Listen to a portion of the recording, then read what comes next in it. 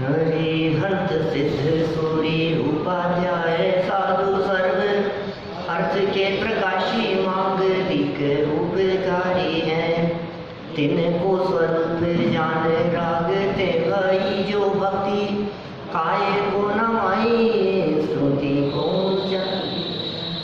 धन्य धन्य तिन ही ते काज सब आज भये कर जोड़े बार बार वंदना हमारी है। मंगल कल्याण सुख ऐसो हम चाहते हैं। ओ मेरी ऐसी दशा जैसी तुम धारी है। ओ मेरी ऐसी दशा जैसी तुम धारी है। ओ मेरी ऐसी दशा जैसी तुम धारी है। क्षत्र चूड़ामणि नामक इस ग्रंथ के आधार से चलती हुई इस चर्चा में जीवनधर कुमार पहुंच गए अपने माँ के पास में, जो कि जंगल में थी। माँ से मिलकर उनके किस तरह के परिणाम हुए, यह चर्चा हमने यहाँ अपेक्षित विस्तार से की। और इसी के उपरांत माता की मनोदशा को भी कल हमने यहाँ देखा था, क्योंकि माताओं को अपने पुत्र प्राणों से भी अधिक प्यारे होते हैं। वर्षों बाद में जिस पुत्र का मुख देखा हो, वो क्या मनोदशा होती है उसकी। तो पुत्र जन्म के बाद जीवित पुत्र को समर्पित कर देना और फिर उसे पुनः प्राप्त करना, मैंने ये बहुत एकदम भाव विभोर हो जाने जैसा प्रसंग था। देखिए आप 407 नंबर पेज से प्रसंग को अपन आगे बढ़ाते हैं। पुत्र मिलन का आनंद क्षण स्थायी। लो ये गजब है ये बात। मैंने दुनिया में किसी भी आनंद की बात करो, फिर ले जाकर के ले जाएंगे क्षण स्थायी है।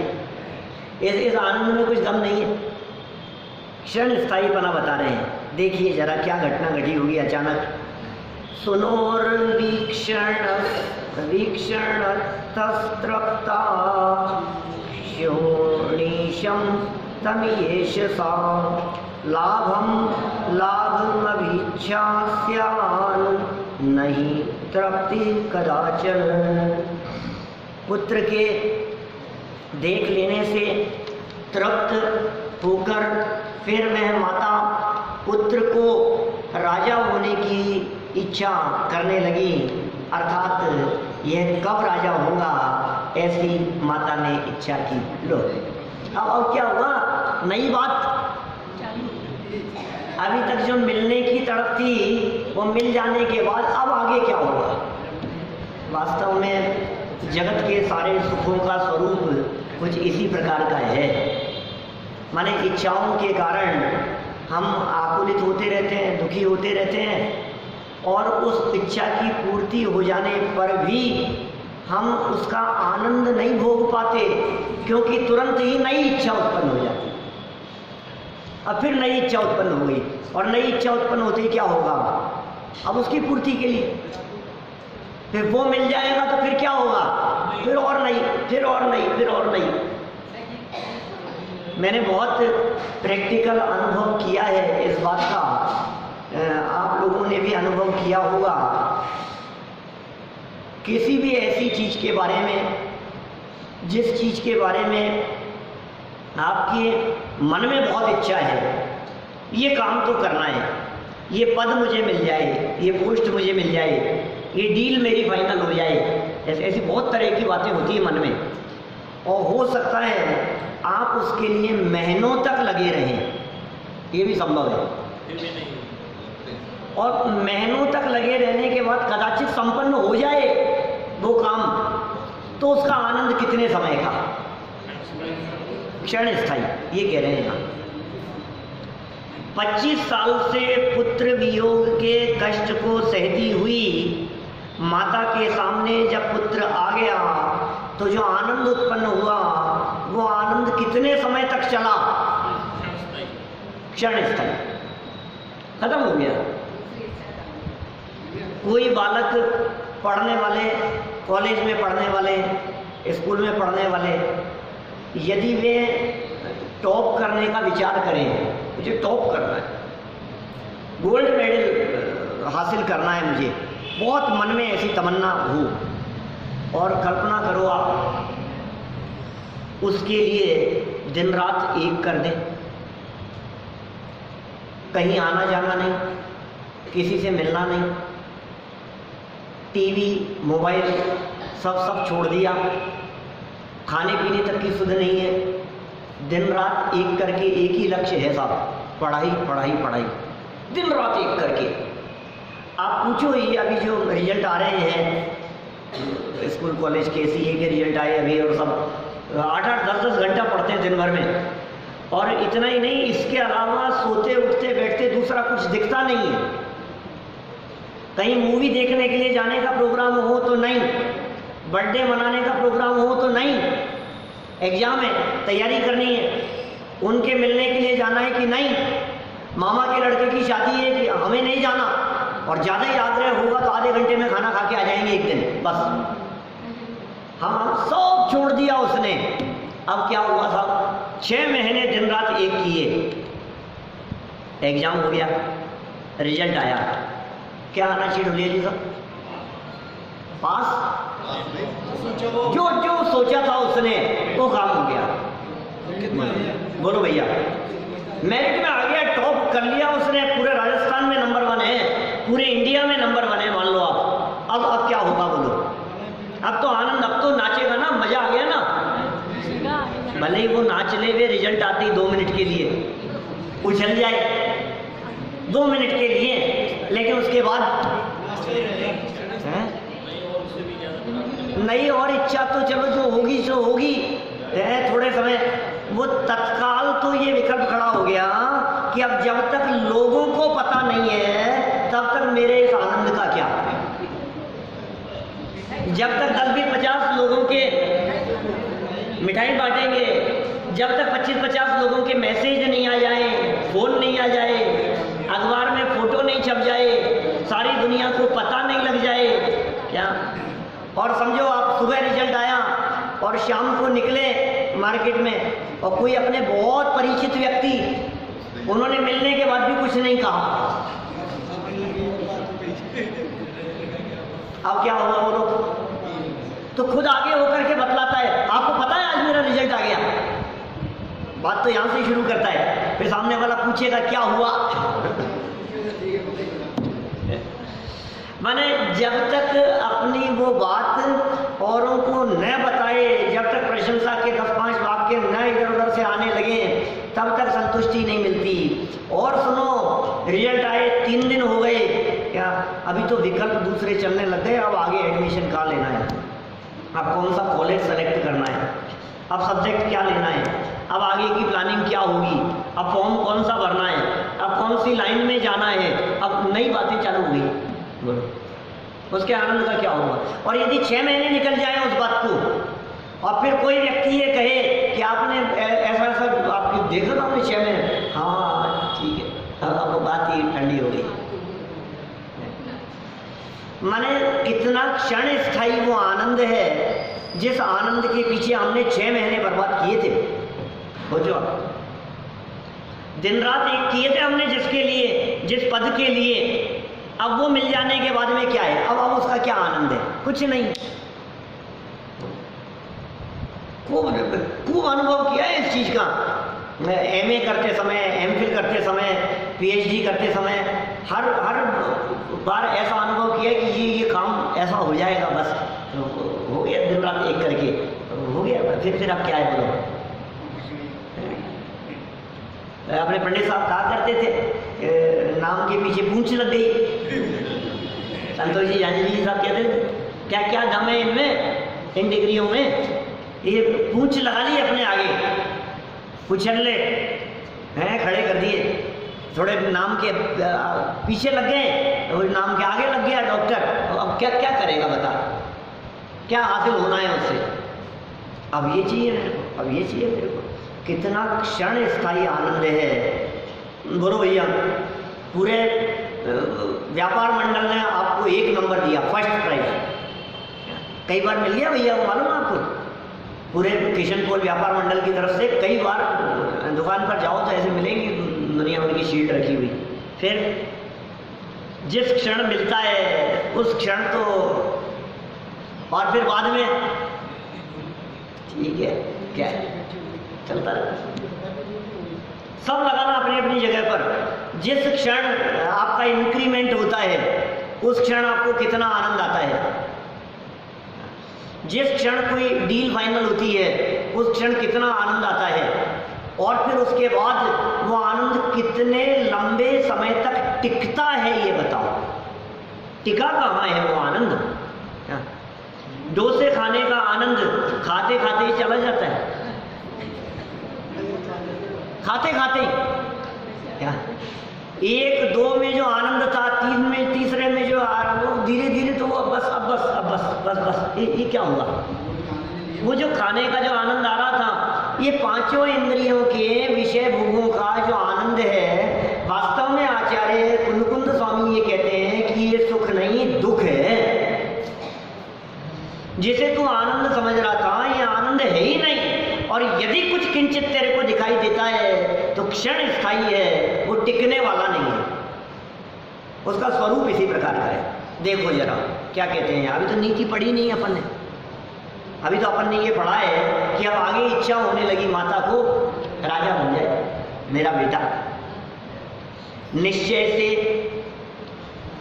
एक वस्तु के प्राप्त हो जाने पर मनुष्य की दूसरी वस्तु की प्राप्ति के लिए इच्छा हुआ ही करती है, परंतु इच्छा की पूर्ति अर्थात संतोष कभी भी नहीं होता है। कल हमारे वहाँ क्लास में शास्त्री वालों की क्लास चलती है ना, क्रमबद्ध पर्याय की क्लास में, कल शाम को आत्मानुशासन का वो श्लोक आया। आशा गर्त है प्रतिप्राणी यस्मिन् विश्वाणुपमं कस्य किम कियदायाति वृथा वो विषयेशिता। याद नहीं है आप लोगों को? किसी को भी आप लोग बताओ इससे में कितना आएगा? क्या क्या कह दिया था? संस्कृत का श्लोक बोला है मैंने।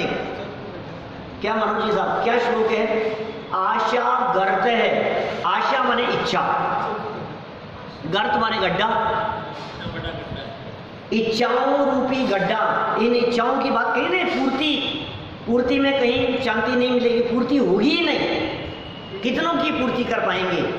आपके इच्छा रूपी गड्ढा इतना बड़ा है भैया, इतना बड़ा है कि यदि उस गड्ढे में, हमारी इच्छाओं रूपी उस विशाल गर्त में यदि पूरे विश्व को भी डाल दिया जाए भैया, राजेश जी साहब, पूरी दुनिया को डाल दिया जाए हमारे उस गड्ढे में, तो कहते हैं आपका गड्ढा इतना बड़ा है कि वो पूरा विश्व अणु जैसा दिखेगा। अब आप कहोगे कि क्या फालतू की बात कर रहे हो, इतनी इच्छाएं थोड़ी नहीं। बोलो आपकी कितनी इच्छाएं? बोलो अरुण जी।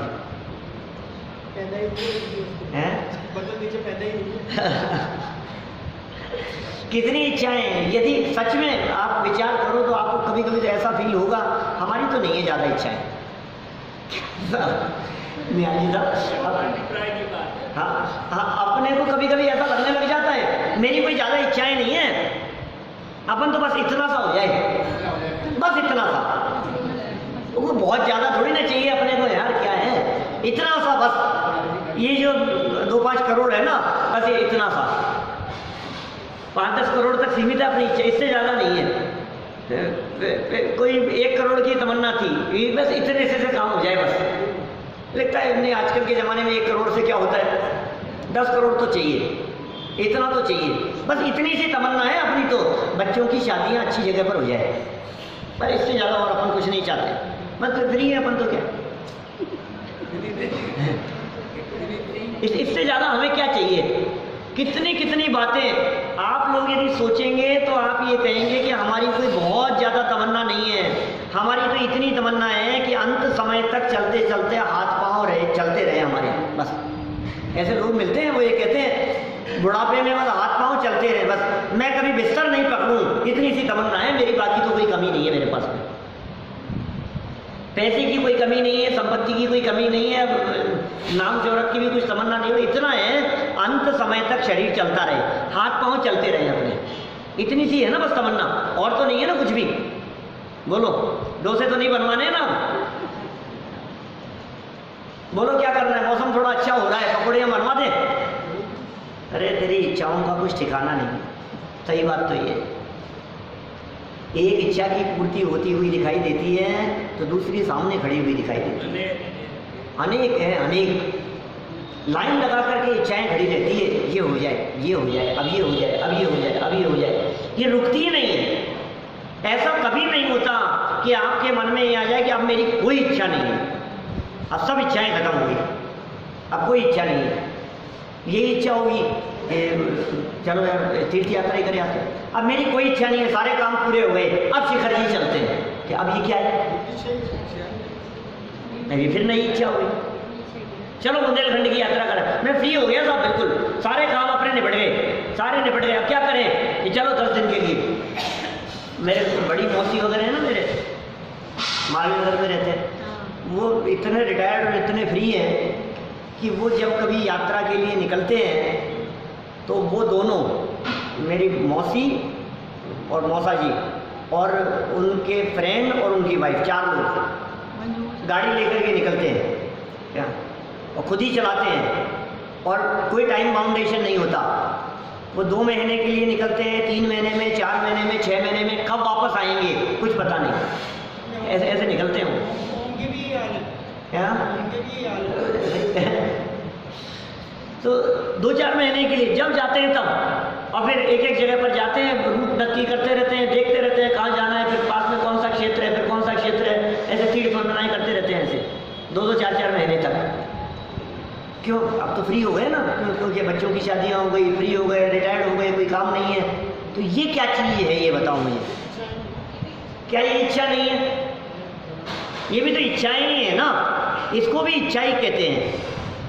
ये कह रहे हैं कभी पूरी नहीं होती, इतना बड़ा गड्ढा है, इतना बड़ा गड्ढा है, ये सोचता है मैं समाज का प्रेसिडेंट बन जाऊं, फिर सोचता है इलेक्शन लड़ लूं तो विधायक बन जाऊं, फिर सोचता है और आगे चला जाऊं, मिनिस्टर बन जाऊं, सेंटर में चला जाऊं, कभी ऐसा सोचता है ऐसी जॉब लग जाए, इस पोस्ट पर चला जाऊं, कभी लगता है इसको कि राज्यपाल हो जाऊंगा, कभी लगता है मेरे को ऐसा निमंत्रण आएगा कि सीधा राष्ट्रपति के लिए ऑफर आ गया।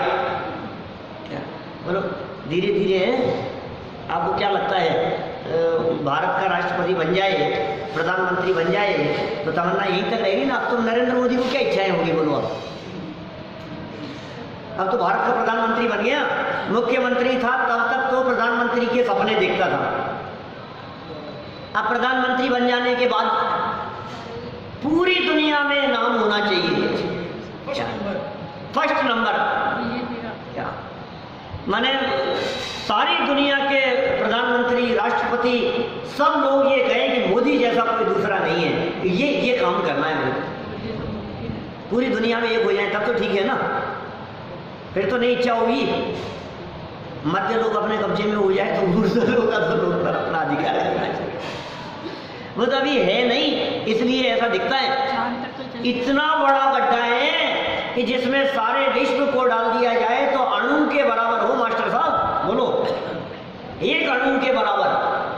और सोचो आप, विश्व तो एक ही है भैया, और अकेले आपका इतना बड़ा गड्ढा है तो पीछे उनका राजेश जी का भी तो इतना बड़ा है, क्या पीछे बैठे हैं सब इन लोगों का भी तो इतना बड़ा है कि नहीं, बोलो। अब विश्व तो एक ही है, अब वो परमाणु बराबर आपका गड्ढा पूरा हुआ, अब कहते हैं उस विश्व में से सबकी इच्छाएं इतनी हैं और सबके गड्ढे खाली हैं, बोलो किसको कितना देवें, उसमें से कितना पाती आएगा, कितना बंटवारा किया जाए, कस्य किम किए दायाती, इसलिए कहते हैं तेरी इच्छाएं करना ही व्यर्थ है, ये बेकार है तेरी इच्छाएं। ये सब करेंगे अभी बातें क्या क्या कहते हैं, अभी तो ये इच्छा की बात कह रहे हैं, ये इच्छा बेकार है, इच्छा मत करो। देखो भाई, इच्छाओं की पूर्ति क्या चीज़ साहब, इच्छा की है, उस प्रकार का पुरुषार्थ नहीं होता, काम नहीं होता। अब ये बिना इच्छा के पुरुषार्थ नहीं होता उस प्रकार का। देखो, बहिर्मुखी इच्छा से इच्छा की दिशा बदले। पहले तो इच्छा के बारे में सोचा जाए, इच्छा की दिशा बदली जाए।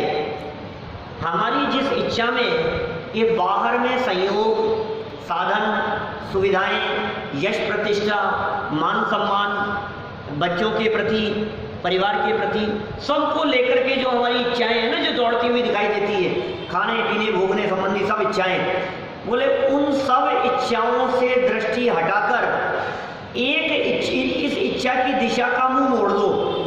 क्या? अब विषयों में नाही रमेंगे, निजानंद पान करेंगे। ये तो दिशा बदली है। अभी ये भी है तो इच्छा ही, लेकिन हुआ क्या है? अब विषयों में ना ही रुलेंगे, अब भोगों में ना ही फंसेंगे, अब जगत में ना उलझेंगे, तो क्या करेंगे? निजानंद पान करेंगे, आत्मा के अतीन्द्रिय आनंद का रसास्वादन करेंगे। ये इच्छा की दिशा बदल गई। अब क्या होगा? बोलो। अब ये जो दिशा बदली है, ये विकल्पात्मक है। यही होगी शुरू। क्या? शुरुआत यहाँ से होगी, फिर स्टेप बाय स्टेप अब उन इच्छाओं में अतीन्द्रिय आनंद का पान करने की जो इच्छा व्यक्त की, अब उसके लिए भूमिका अनुसार स्टेप बाय स्टेप कदम बढ़ाते चले जाओ। अब कदम बढ़ते जाएं। कैसे कदम बढ़ते चले जाएं? कि तूने कह तो दिया विषयों में ना ही रमेंगे, निजानंद पान करेंगे, अब तूने टीवी तो छोड़ दी। क्या? तो अब उपयोग कहाँ लगाया ये बता। आज मैं टीवी नहीं देख रहा, आज मैं नहीं देख रहा, आज मैं नहीं देख रहा, तो तेरे दिमाग में तो टीवी घुसी है। जैसे 10 सेक्शन शुरू होने वाले हैं ना 2-4 दिन बाद में, तो उपवास, आज मेरा उपवास है, आज मेरा उपवास है, आज मेरा उपवास है, आज मुझे भोजन नहीं करना है, तो तेरे दिमाग में तो भोजन ही भोजन बैठा है। हो सकता है रोजाना भोजन करता हो, तब भी भोजन के इतनी बार विकल्प नहीं आते हो। जब उपवास करने के बाद में इतने विकल्प आ रहे हैं, भोजन नहीं, आज करना नहीं है, आज करना नहीं है, आज मुझे लेना नहीं है, तो बार बार में भोजन दिखाई दे रहा है। तो क्या करें बोलो? कि भाई साहब, अवलंबन दूसरी जगह से तो हटाया है, उपयोग को कुछ न कुछ अवलंबन चाहिए, उपयोग को कुछ न कुछ आधार चाहिए। अब क्या आधार बनाएं बोलो? तो पहला आधार बनाया हमने वीतरागी प्रभु, वीतरागी गुरु, मोक्ष की मानो तैयारी हो गई शुरू। सुना है भजन? नहीं सुना आप लोगों ने? अरे बहुत प्रसिद्ध भजन है, हमारे घर में तो रोज बजता है। हाँ, संजीव जी का ही भजन है, दिल्ली वालों का। बहुत सुंदर भजन है, सारे भजन रोज बजते हैं हमारे घर में, तो उठते ही पहले वीतरागी प्रभु, वीतरागी गुरु, मोक्ष की मानो तैयारी हो गई शुरू। कितनी सुंदर लाइन है। तो कहाँ से चालू किया हमने दूरदर्शन से उपयोग हटाया और देव दर्शन में उपयोग लगाया, देव शास्त्र गुरु की तरफ उपयोग आया। फिर क्या हुआ? इनकी शरण से भी अब जिन दर्शन कर निज दर्शन पा। तो दृष्टि बाहर से हटी थी, यहां आ गई थी, फिर यहां दृष्टि आई, तो इनको नहीं देखना, इन्होंने क्या रास्ता दिखाया है उसे देखना। ये भगवान कैसे बन गए हैं? कि बोले वो रास्ता कैसे मिलेगा? इन्हीं से पूछो, इन्होंने बताया है कि ये तो बोलते ही नहीं है, कि ये बोल करके चले गए, वो लिखा है हमारे पास में। अब ये जो लिखा हुआ है हमारे पास में, इसको पढ़ो, इसमें लगाओ उपयोग। फिर इसमें भी 4 पेज पढ़ो, तो 4 पेज में से 4 लाइन निकालो कौन सी महत्वपूर्ण है। पढ़े तो हमने 4 पेज, इन 4 पेजों में से कौन सी लाइन महत्वपूर्ण है, कौन सी लाइन से हमारा प्रयोजन सिद्ध होने वाला है, ये बताओ। प्रयोजन किससे सिद्ध होगा? ये तो कहानी थी, अब वो माँ को बेटा मिल गया, अब इससे तुम्हें क्या मिला ये बताओ, तुम्हें क्या हासिल हो गया?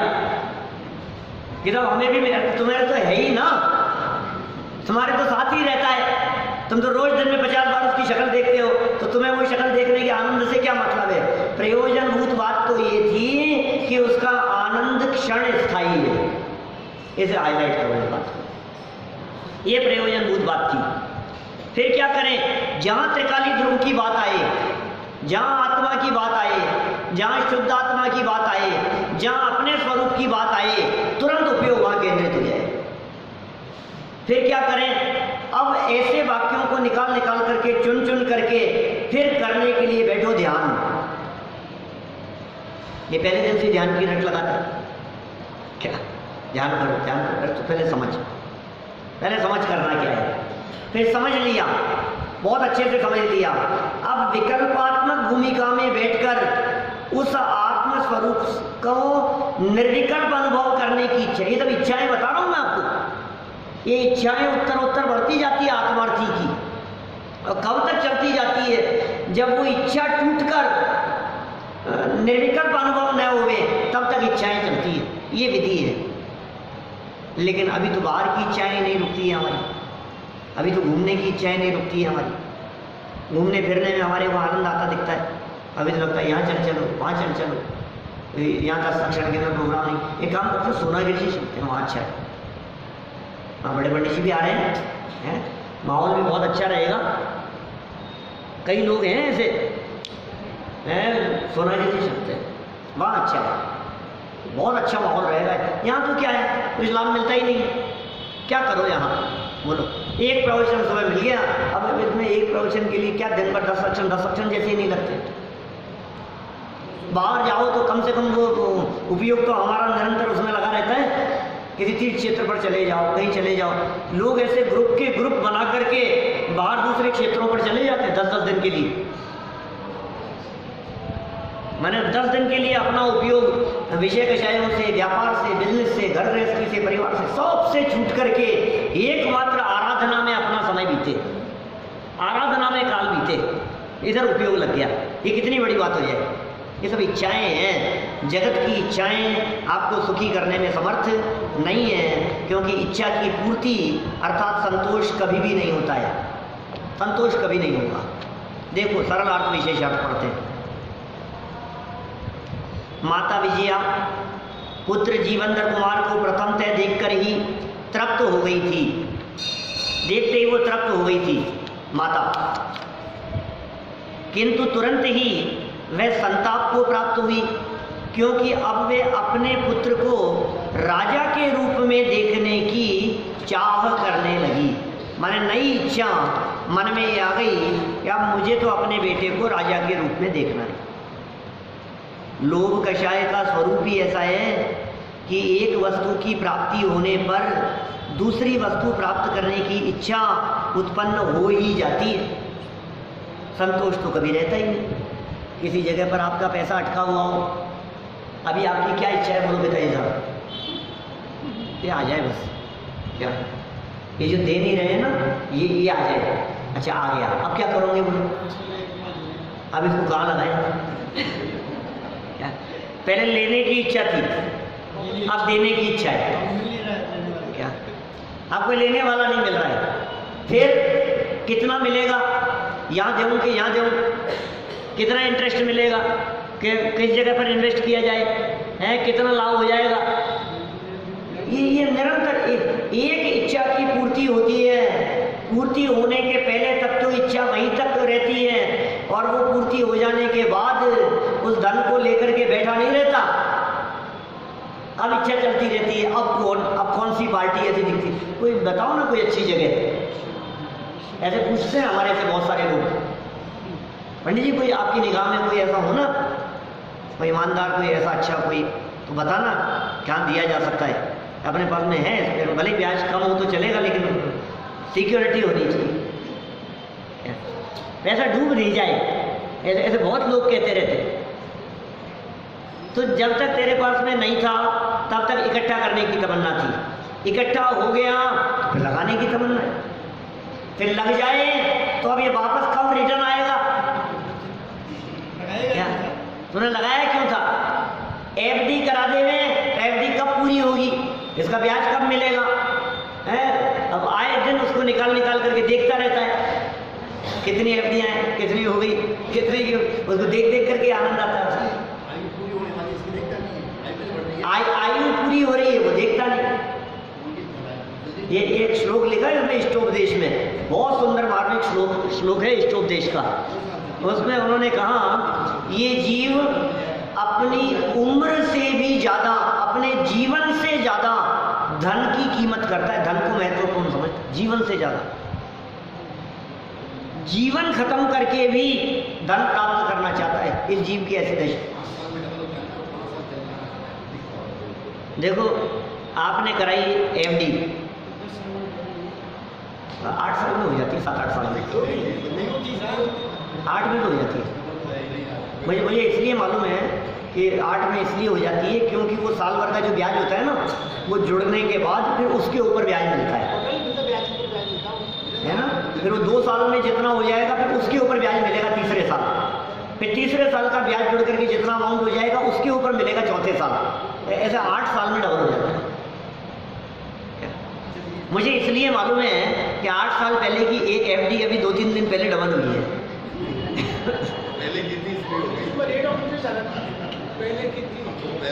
अब आगे 8 साल में होके नहीं, मुझे नहीं पता, तो और कम हो गई है, 8 के 10 हो जाएंगे हो सकता है।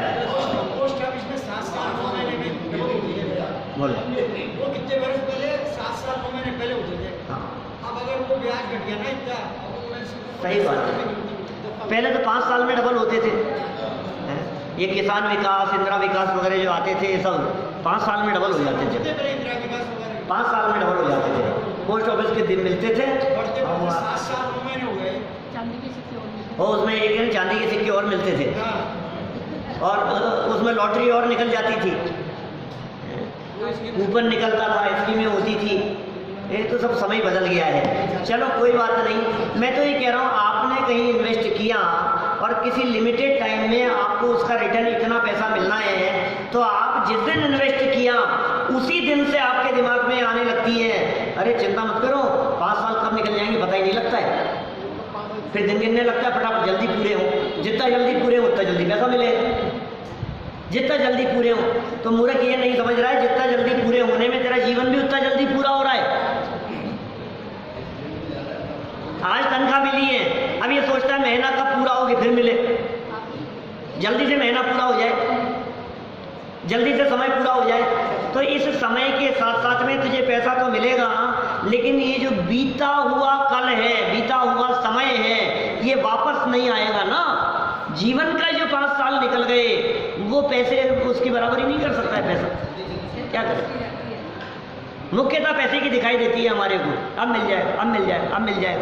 बोलो हमारे पिताजी की एफडियां बढ़ती रहती है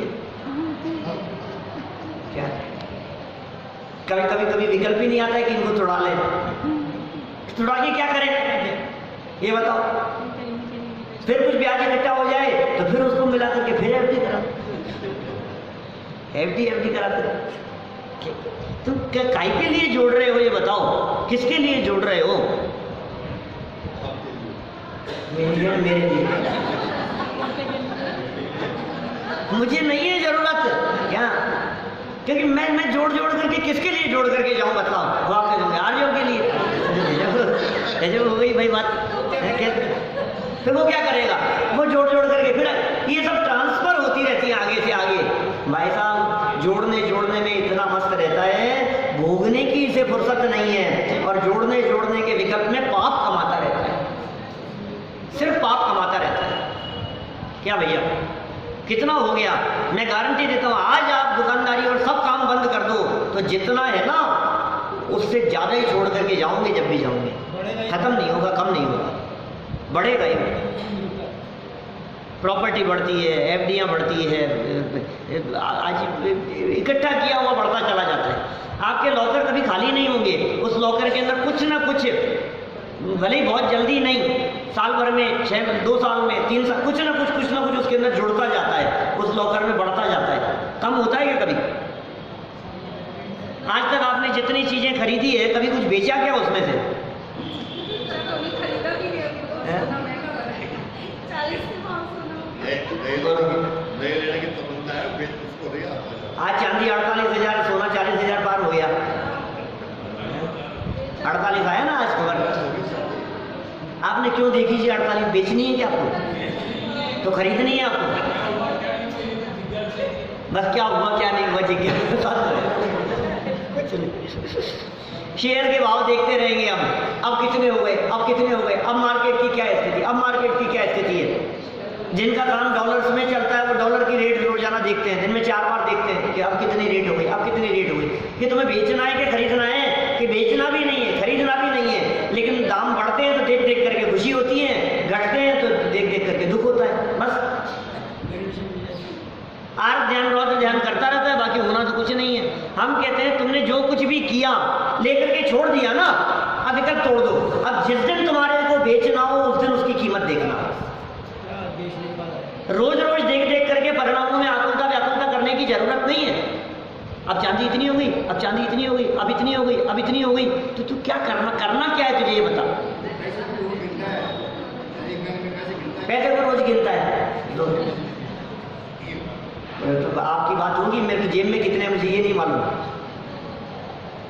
तो ये क्या है स्वरूप? ये कह रहे हैं यहाँ जीवन से ज्यादा, तो बात स्टॉप देश की चल रही थी, अपने जीवन से ज्यादा धन को महत्वपूर्ण समझता है। सब कुछ उसी को मानता है, सब कुछ उसी को समझता है। जल्दी प्राप्त हो जाए इसके लिए जीवन बिताना चाहता है। इसका बस चले तो महीना भर आज ही पूरा हो जाए, इसका बस चले तो 5 साल 1 साल में पूरे हो जाए तो कैसा रहे? बोलो, मजा आ जाए कि नहीं? आज आपने 50 लाख लगाए, ठीक है, और 5 साल में वो 50 लाख के 70 लाख मिलने हैं आपको। कि आपने 5 करोड़ लगाए और 5 साल बाद में आपको 8 करोड़ होकर के मिलेंगे, तो ये सोचता है ये 5 साल कब जल्दी पूरे हों। हे भगवान, हे भगवान, जितना जल्दी पूरे हो जाए उतना अच्छा है। और मैं कोई स्कीम बतलाऊं, बोलो आपके वो 5 साल 3 साल में पूरे हो जाए तो आप क्या करोगे? अरे तैयार है हम तो।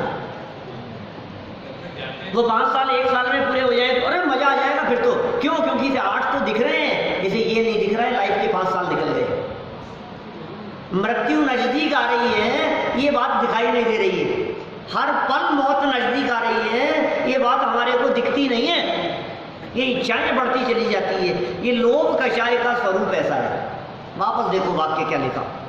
लोभ कषाय का स्वरूप ही ऐसा है कि एक वस्तु की प्राप्ति होने पर दूसरी वस्तु प्राप्त करने की इच्छा उत्पन्न हो ही जाती है। संतोष तो कभी रहता ही, और जबकि सच्चाई है कि सुख पावे संतोषी प्राणी। हकीकत तो ये संतोषी व्यक्ति सुखी है। बहुत संतोष, बहुत संतोष। जिसको जितना संतोष है समझ लीजिए उसके सुख की मात्रा उतनी ही ज्यादा है। हाँ बिल्कुल, जितना संतोष जी नाम था उनका, संतोष जी जांजरी जी साहब अपने पंडित जी यहाँ प्रवचन करते थे सब पहले, और आप जानते होंगे लगभग 35-40 साल प्रवचन किए उन्होंने यहाँ इस सभा में। बहुत संतोषी, बाल ब्रह्मचारी, बहुत उनका जीवन धार्मिक, माने इतना अच्छा जीवन उनका। आप माने चिराग लेकर के ढूंढो तो ऐसे सज्जन व्यक्ति मिले नहीं आप। इतना उत्कृष्ट जीवन था उनका, और बहुत लिमिटेड, मतलब जीवन जो था वो कोई लाग लपेट नहीं किसी तरह की किसी तरह की कोई दुनियादारी का कोई काम नहीं। बिजनेस करते थे तो इतना कम, इतना लिमिटेड कि बस अपना काम हो जाए, बस इतना सा, इससे ज़्यादा नहीं, इतना सा। देखो अब कैसा ऐसा जीवन होता है ज्ञानियों का, ऐसा होना चाहिए। संतोष जहाँ है वहाँ सुख है। हाँ वही है, वो सुबह करते थे, यहाँ मैं शाम को करता था ऐसा काफी टाइम हो गया। क्या चीज? अब वो खैर जो भी बातें हैं कोई बात नहीं। देखो विशेषार्थ पढ़ते हैं अपन तो। माता विजया ने जब तक जीवनधर कुमार को नहीं देखा था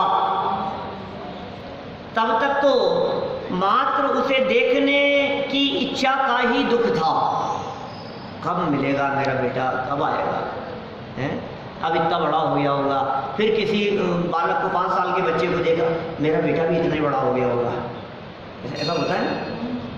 8-10 साल हो गए मान लो बेटे को देखे हुए, अब 10-12 साल के किसी बच्चे को देखा, ऐसा ही लगता होगा, इतना ही बड़ा हो गया होगा। पल पल माँ को वो बेटा दिखाई देता है, ये भी ऐसा ही दिखता होगा, अब मेरा जीवन में भी ऐसा ही होगा, ऐसा ही हो गया होगा, है ऐसा ही हुआ दिखता होगा, ऐसा हो गया होगा। ये तमन्ना थी बहुत बरसों से बेटे को देखने की, दुख था। पुत्र के वियोग जन्य दुख का अर्थात इच्छा का अभाव होते ही परंपरागत राज्य प्राप्ति की इच्छा होने से पुत्र मिलन के सुख का अभाव हुआ। क्या अब पुत्र मिलन का सुख तो वही रह गया, पर अब क्या हुआ बोलो? बेटे को राज्य मिल जाए, क्या मेरे बेटे को राज्य मिल जाए, कहीं ऐसा नहीं हो कि राज्य किसी दूसरे के पास चला जाए, कहीं ऐसा नहीं हो, होने की तो ये हो ही रहा है। ये रामचंद्र जी को तो सुबह राज्य मिलने वाला है, मेरा बेटा एक बार ये राजा बन गया, रामचंद्र जी राजा बन गए तो इसके बराबर ही तो है उम्र लगभग, ये तो जिंदगी भर नहीं छोड़ेगा, तो मेरे बेटे को कभी राज्य ही नहीं मिलेगा। बोलो आप कैसे मिल जाएगा? ये पद हो जाए, ये भगवान बस ये काम हो जाए मेरा, तो उसको नहीं मिले इसको मिल जाए, ये चलता रहता है दिमाग में, इच्छाएं चलती रहती है। पुत्र मिलन के सुख का अभाव हुआ। देखिए इसी विषय को ग्रंथादिराज समय सार में वेद्य वेदक भाव का कभी मिलान न होने से अल्पज्ञ जीव संसार में कभी सुखी हो ही नहीं सकता, ऐसा स्पष्ट किया है। पढ़ा था भैया, ध्यान है आपको कुछ? ये निर्जरा अधिकार की गाथा है मेरे ख्याल से, निर्जरा अधिकार में वो कहते हैं वेद्य वेदक भाव का कभी मिलान नहीं होता। क्या क्या कह रहे? वेद्य जिस वस्तु को वेदा जाना है, वेदक वेदने वाला परिणाम, वो वेदक भाव, वेदन करने वाले का परिणाम। सही नहीं, वो बद्ध घातक संबंध की बात है, लाख वृक्ष का तो 74वें गाथा का उदाहरण है। यहाँ क्या कह रहे हैं? ये कह रहे हैं आपको डोसे खाने की इच्छा हुई, तो आपकी इच्छा और डोसे इन दोनों का मिलान कभी नहीं हो सकता। जब इच्छा है तो वस्तु नहीं है, और वस्तु होती है तो इच्छा नहीं होती।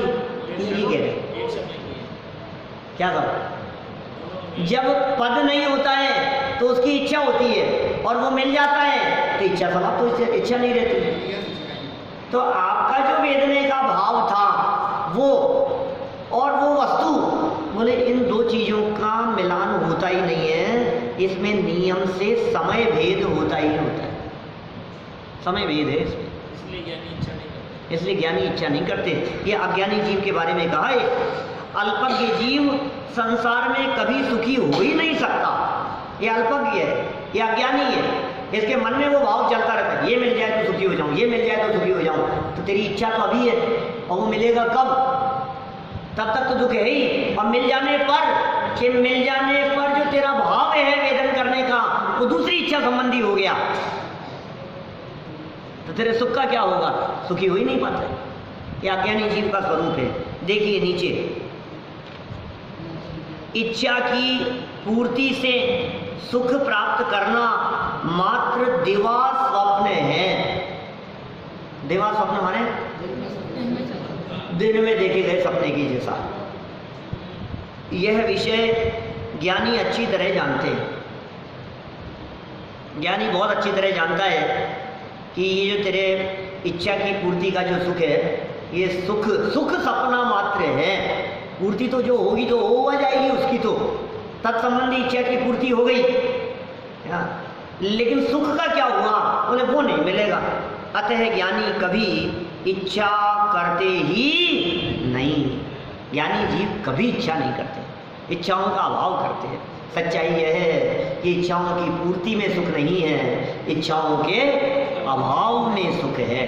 इच्छाएं उत्पन्न ही न हो उसमें सुख है, और इच्छाओं की पूर्ति का विकल्प तोड़कर इच्छाएं उत्पन्न ही न हो, यह कार्य तब होता है जब हमारा उपयोग बाहर से हटकर अपने स्वभाव की तरफ जुड़े।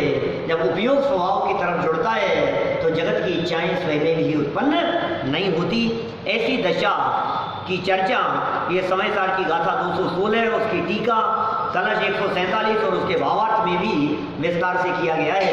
ऐसी दशा हम सभी की हो, इच्छाओं का पूरी तरह से अभाव हो और सच्चा सुख पूरी तरह से प्रकट हो, इस भावना से बात को यही